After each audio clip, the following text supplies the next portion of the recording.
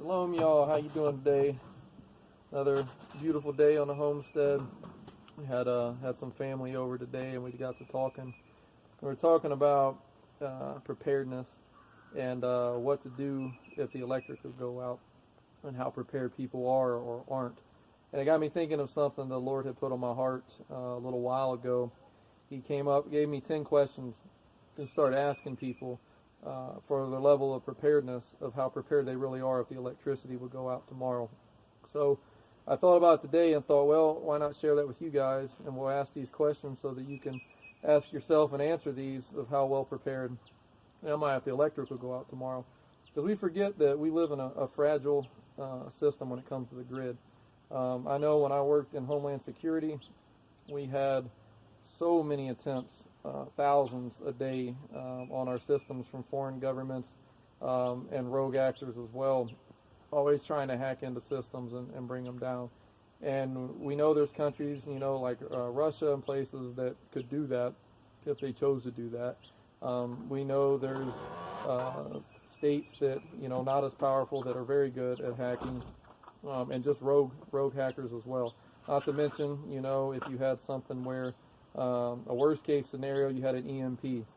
So say a country like North Korea decided, hey, we couldn't take the United States on as they are, but if we would detonate a nuclear weapon in the atmosphere, the electromagnetic pulse would fry everything. There would be no electricity. It would take us a long time, at least a year by most estimates, to be able to get the grid back up and running in a perfect scenario. So a lot of the studies say that in North America and the United States and Canada, that if the grid were to go down in a year, that over 90% of the population would be dead. The majority of people would die that first winter. And there's reasons for that, and you'll find out by asking some of these questions. So that's the reason we're doing it, because it is a realistic situation. It's not a matter of if the electric is going to get turned off one day. It's going to happen. It's just a matter of when. And sometimes you'll get it where snowstorms come in, hurricanes, depending on where you live at, and you'll lose it for a while, and you see how uncomfortable things are. But imagine months going by. Imagine a year or more with no electricity. Think about the people in the city, but also the people out in the country that think they're prepared. But that's kind of what this is going to be about today, is for you to answer these questions and find out, are you really prepared with no electricity? So let's get started with the 10. I got them here on my phone, if I can see them, because the lighting on this thing sucks. So first thing is, do you have access to drinking water? You got to remember, if you're hooked up to the city, the electric goes out, your water's gone. You may say, well, I got a well. Well, that's great, but how's your well powered? How's that well bringing water into your home? Most of them are electric powered wells. So unless you got a battery operated one, the chances are you're not going to get any water when the electric goes out. So that well ain't going to do you no good unless you find another way to pump that out of there. You may want to think about a hand pump well. That's something where that you could, depending on how far you got to dig for your water, you could have as a backup system. If the electric goes out, it's just a matter of you going out there and pumping that well. You can pick those up brand new for around $400 or $500. You could even dig it yourself. So that's an option, but you got to have some access to drinking water, because your water will be gone in a grid down scenario. How many days of drinking water do you have? So this question is, maybe you got some stored up because you have tried to have some level of preparedness. But how many days of water do you have? Do you even know how much water that you need? That's a question. And again, if this takes a year, I doubt very seriously that you have a year's worth of water just sitting around in your house. So that's something to think about.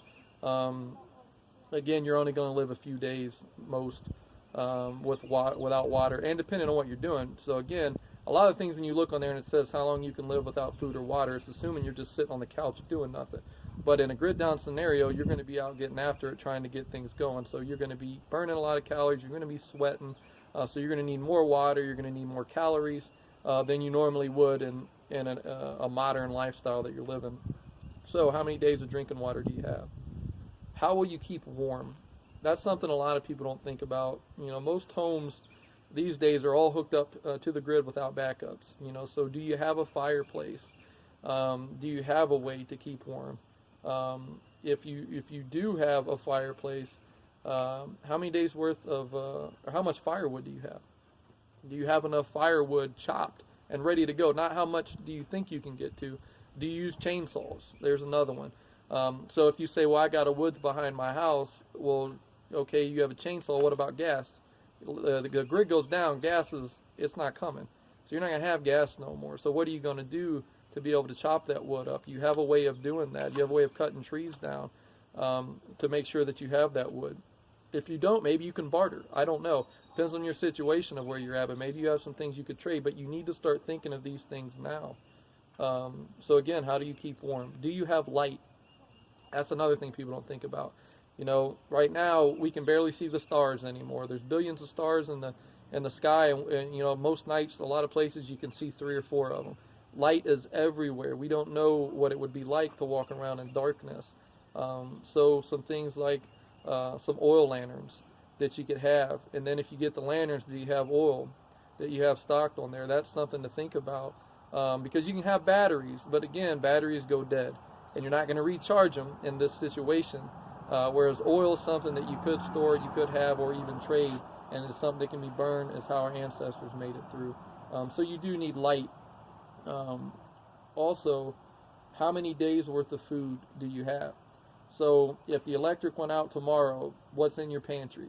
What's in your basement? Do you have food stored? Do you have food put away?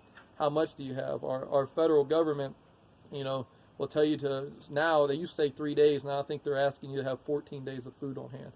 You know, you should have 14 days of food in your kitchen at any time. So if you're talking 6 months to a year, I mean, that's nothing. The food supply, we got about 3 days on the shelves, supermarkets. We're starting to see that now with what we're dealing with the plague that's running through. You're seeing on there that you got about 3 days on the shelf, and then when the supply chain is disrupted, now we're seeing problems. When the electric goes down, food ain't coming. It's done. So how many days of food do you have on hand? How are you preparing your food storage-wise? Do you have food that's put away that's going to give you calories? How many calories do you need? You know, and so people say, well, you only need about 1,200 calories to survive. Yeah, that's great when you're laying at home watching TV. But for most people, again, if I'm out here chopping firewood all day long, and I'm out here doing the things, and I'm getting at it, and I'm hoeing in the garden, and I'm doing the work, then for a grown man, I'm going to need around 3,000 calories just to be able to try to maintain where I'm at right now. So that's something to think about. So when I talk about how many days of food, don't think based on a 1,200 calorie, think based on a 3,000 calorie per adult in your home that's going to be out working that, and do the math for your family. But that's the amount of calories. That's the things to think about. Something people don't think about, how will you open your cans of food? So I have people say, well, I got cans of food, and then all they have in their house is an electric can opener.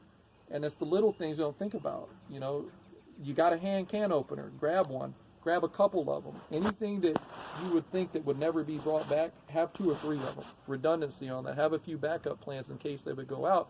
Because I'm telling you, I've done it. Try sitting there with a hammer and a knife and try to open up a can of food.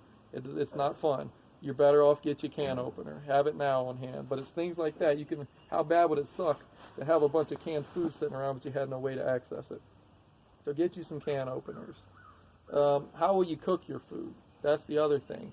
So you got the food there, but if you don't have any way to make fire, then it's not going to do you any good if you can't heat it up and you can't cook it. So that's something to think about. And I have people telling me, well, I'll just make a fire. Will you? Do you know how? Do you make fires? Do you know how to make a fire other than going and grabbing some lighter fluid and squirting it on there? Do you actually know how to make a fire? And most people would tell me probably no. If you had nothing on there, because again, you can stockpile some of this, but eventually it's going to be gone. So can you go out with what you have in nature and make a fire, sustain that, and then do that through the winter time? So that's why you need to do these things. So I know we try to make fires through the winter time, and when we were starting them up, we had tons of twigs that we would keep in there for kindling. Well, we found pretty quick that once you run out of that, and where we live at, there's snow in the winter. Unless you're in there making your own kindling and already had it made, you're not going to just go out and go gather some more twigs from the piles because it's wet at that point. So these are things to be thinking of. A lot of these things, once you start doing the things, you'll figure out what you got, what you need to do, where your skill sets are, where they need to improve. But you don't want to figure this out when the electrics already went down. You don't train for war during war. You train for war in peacetime.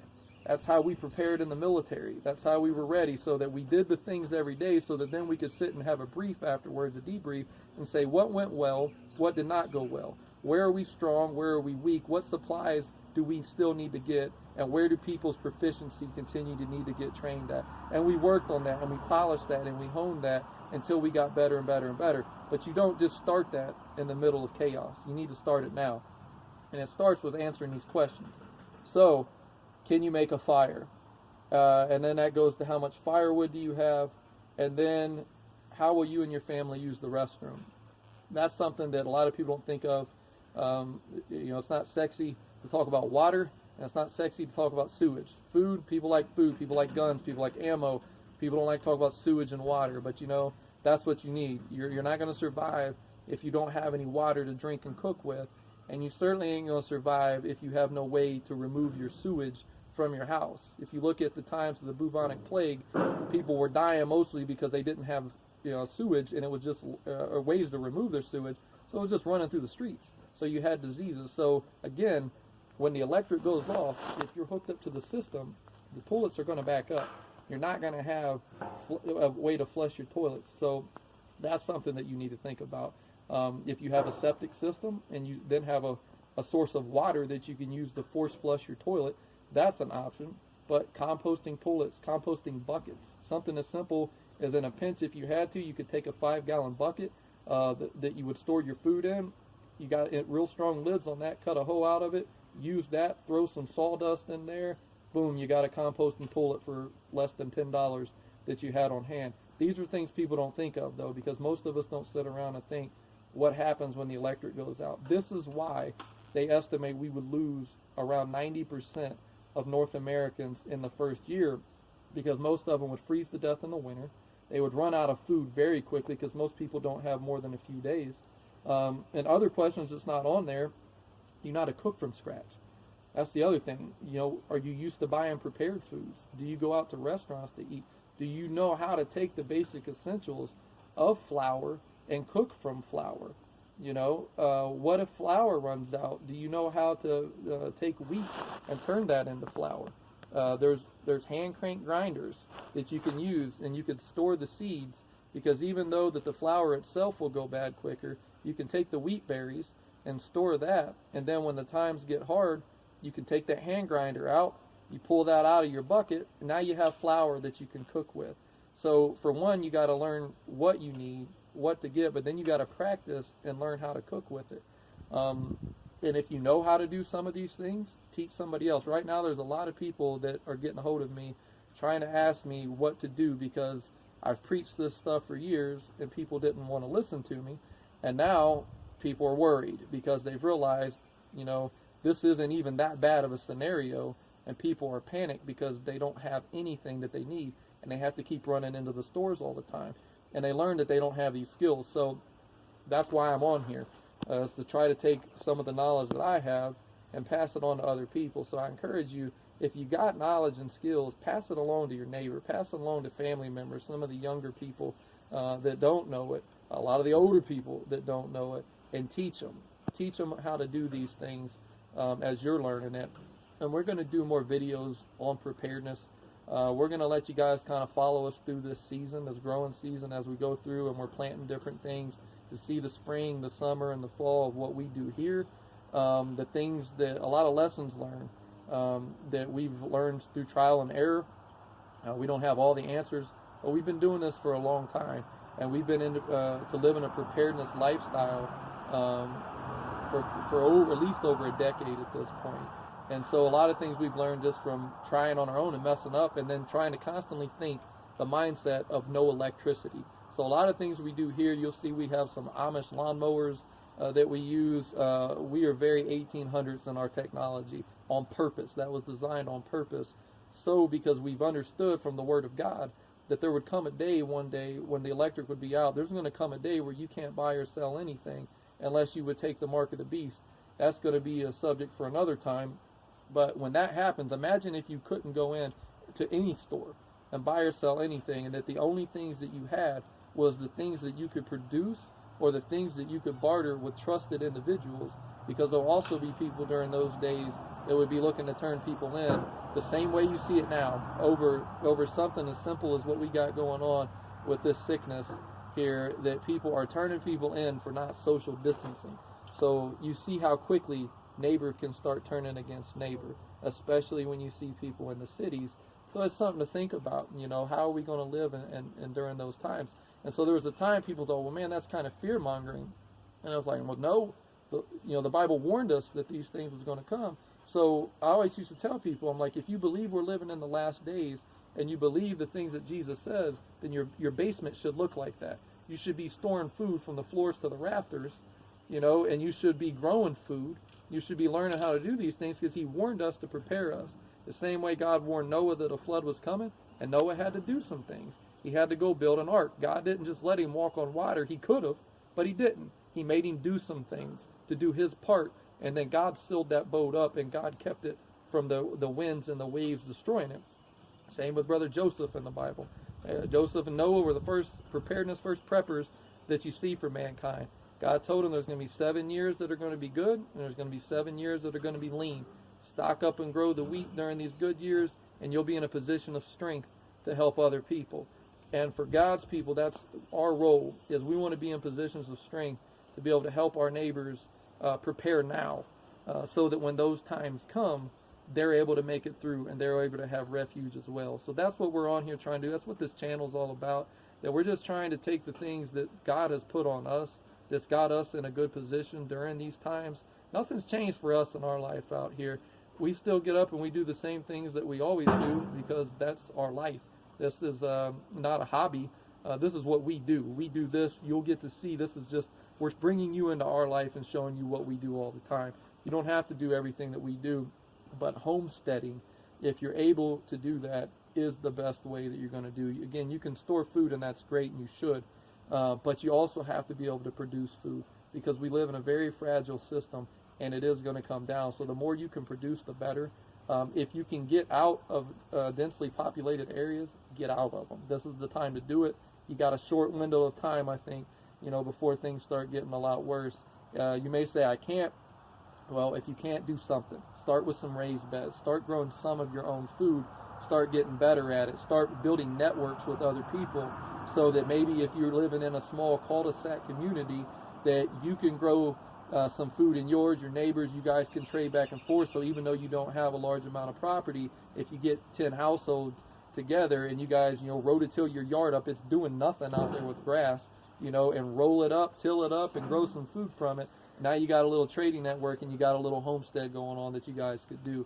But these are the times now to be thinking of it, because right now we have a little window. They're talking about opening things back up, but I'm telling you, I think things are going to get worse. I think we're going to see things in the fall get worse, and I think it's going to be a rough winter. So however long this opportunity has to get these things done, either way, the system's fragile. Either way, God's word still stands and sovereign. And either way, we are still going to have a situation one day where we're not going to have electricity, and only what you can produce are the things that you're going to have. So I hope this has been at least enlightening to you, got you thinking, if nothing else. Feel free to comment.